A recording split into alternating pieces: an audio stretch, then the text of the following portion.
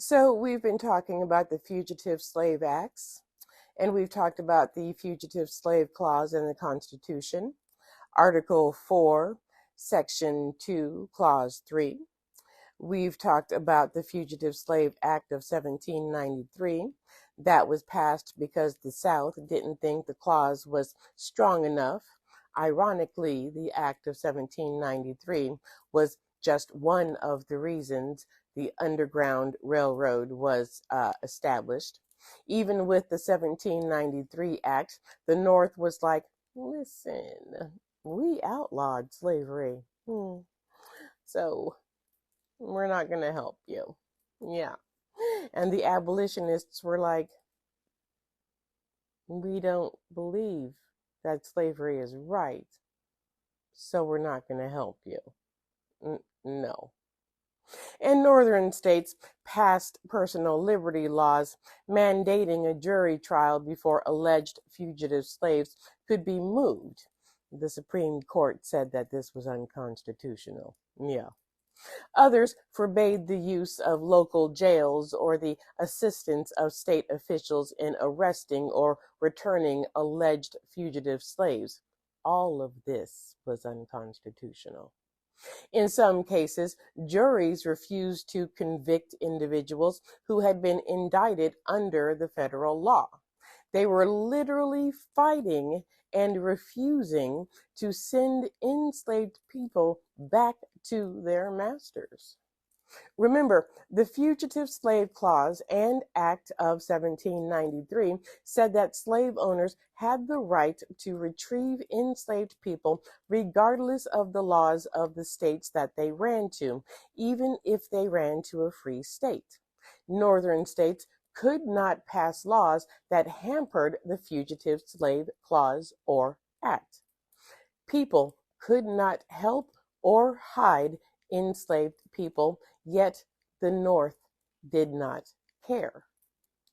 Because the North was not taking the Act of 1793 seriously, Democratic Senator James M. Mason of Virginia drafted the Fugitive Slave Act of 1850. In order to ensure the statute was enforced, the 1850 law also placed control of individual cases in the hands of federal commissioners, and it ensured that citizens of free states must not hinder the activities of federal marshals in capturing escaped slaves. Enslavers only had to supply an affidavit to federal marshals to capture a runaway enslaved person. Officers capturing a fugitive slave were entitled to a fee.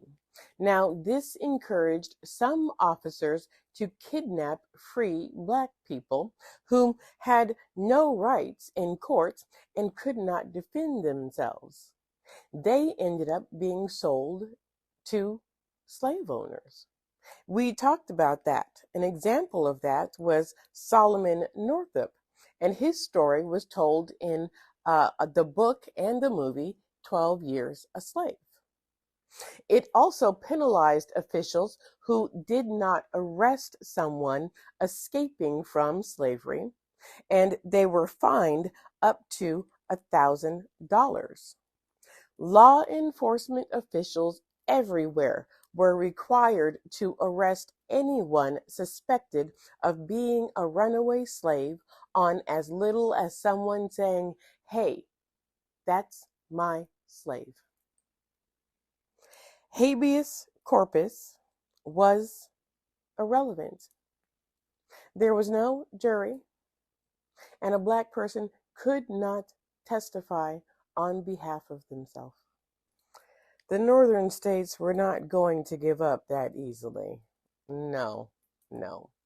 November 1850, the Vermont legislature passed the Habeas Corpus Law, requiring Vermont judicial and law enforcement officials to assist captured fugitive slaves.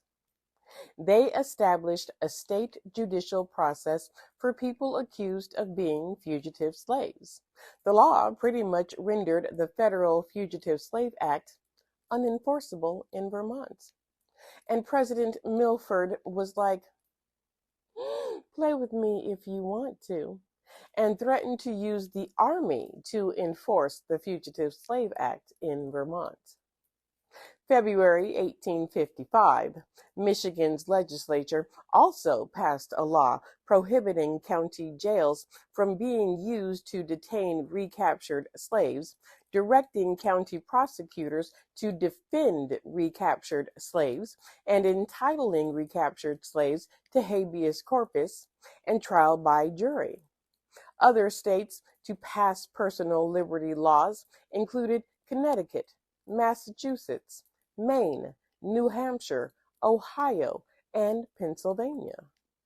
Now, I want to point out that in 1855, Wisconsin, their Supreme Court was the only state's high court to declare the Fugitive Slave Act unconstitutional.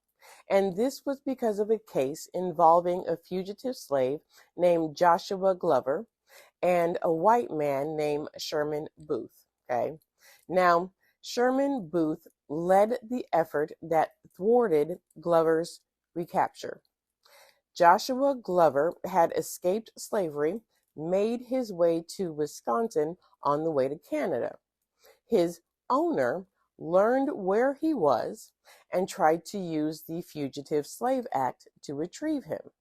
Sherman Booth got together enough people to help free Glover. A crowd of more than 500 broke Glover out of jail, and Glover made his way to Canada. Now, after Glover's escape, the state of Wisconsin would go against the federal government and declare the Fugitive Slave Act unconstitutional, and they were the only state to do so. And this, I believe, was before Dred Scott. And remember, in the Dred Scott case, it was decided that the Constitution did not apply to Black people because Black people were not citizens. Now, the Fugitive Slave Acts were rendered moot, right, with the 13th Amendment. Tell me, what did the 13th Amendment do?